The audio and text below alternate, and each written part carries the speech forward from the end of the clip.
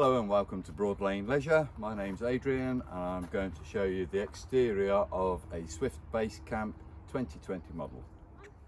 So as we move down the near side of the vehicle, I'm just going to show you where certain equipments are available. So on the outside here, we've got the outside 230 volt socket for external use. This is when this has an awning or something similar to that. You can use main supply outside. This one is to do with the barbecue. This is the tap that turns the supply on from the LPG, but that little chrome nozzle needs to be inserted into this brass outlet here. If that's not inserted, you can't rotate that tap. That tap won't turn on. It's a safety feature.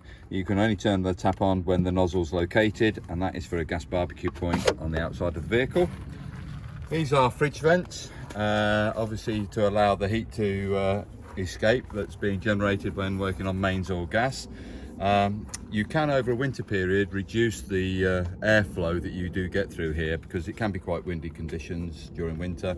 There are optional extras, these winter vent covers, but they are available should you wish to purchase those and use in the vehicle later in the seasons.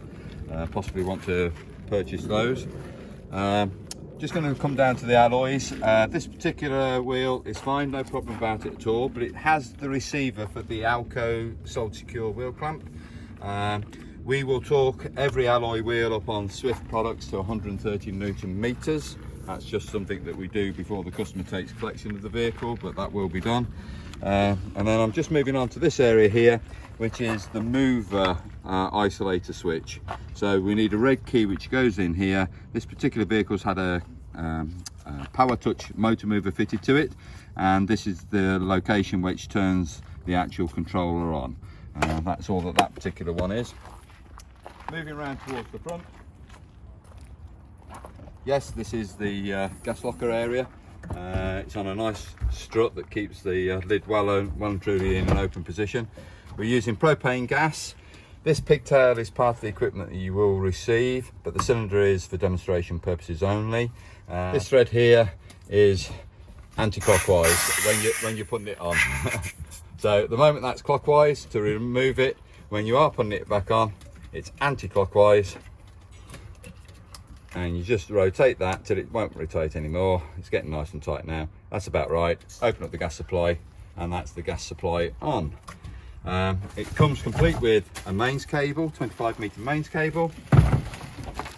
On the outside of the caravan, as we move around to the offside, there's a position where this particular hose, you can't really see it in this bag, but this is a shower, and you can use it on the outside of the vehicle should you have been out, say, want to swill something down like your dog or your walking boots or a mountain bike or a wetsuit, something like that. You can use an outside supply to the outside of the caravan.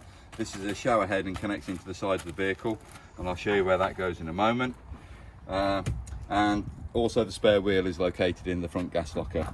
It is just a case of undoing that nut there, and then that's removable, easy to get at. When you do lock the vehicle up, the gas locker, it's bring that from the vertical back to the horizontal, push it into the housing, insert the key, rotate it through 180 degrees, and that's in the lock position now.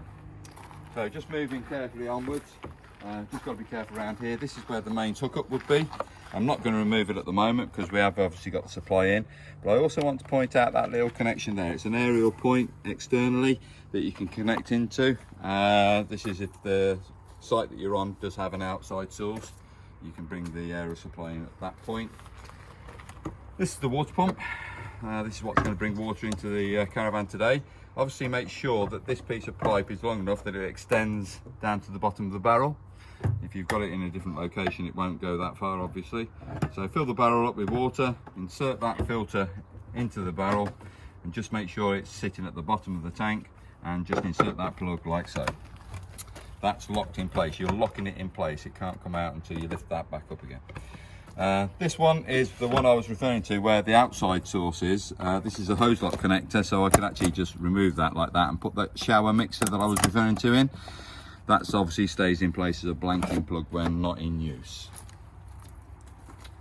Moving on, this is the combi boiler. This is just the exhaust pipe. It draws fresh air in and also emits the gases that it's producing. and this is the cassette housing area. This is a little bit different on the base camps. If you look at all the other models out there, Basecamp only use this particular variant of it. Still a Thetford toilet. When you go to your waste disposal, you've got a handle that you can extend to make it easier rather than having to carry that weight in the cassette. When you're at your waste disposal point, I suggest that you turn that little funnel around like so, remove the end cap there, and as you then start to tip it away, you press that green button in on the other end. That allows air to flow in and water to escape. So while we're at the chemical disposal point for the toilets, you retract that blade back, and you can see there's an opening there which you open up, and you swill this area around here with the hose pipe that's always standpipe that's by the side of the toilet area, and seal it back up again, swill it round, and just disperse of that extra liquid there. You put a blue chemical, or it can be a green variant, which is the environmentally friendly options, into the holding tank, and that breaks down the toilet fluids, etc. as it's used. So a certain amount of blue chemical goes into that canister there. This point is where you would actually use for filling the flush water. As you can see, we've got water in here right now already. You can also add a pink chemical into the top flush area, and that just keeps the flushing water smelling nice. So on the filler cap area, obviously during winter times you don't want any water left in the holding tank, the top tank rather. So you can rotate this neck on this particular model, and you can remove the cap. As you can see, water started to come out. That's one area where you get water to drain down from, but it's not all of it. As you can see, we call this a sight glass, and this is telling us that that top tank, which is here, is containing approximately half full. The other thing you can do is, if you carefully pull that sight glass out from there and lower it down slightly, it's on a little rubber bung at the top edge. So this tube goes onto that bung, and then you can lower it down like that way, and that will drain then all the water out of that fresh water tank or flush tank. When you want to put it back, just insert that back up onto the nozzle, put that back into there. So I'll just, if you want to just zoom in on that for me, that's now located, and it's clipped in at the bottom, and that's now ready for use. That is, in short, a very brief demonstration of the outside of this particular base camp. Thank you for your time.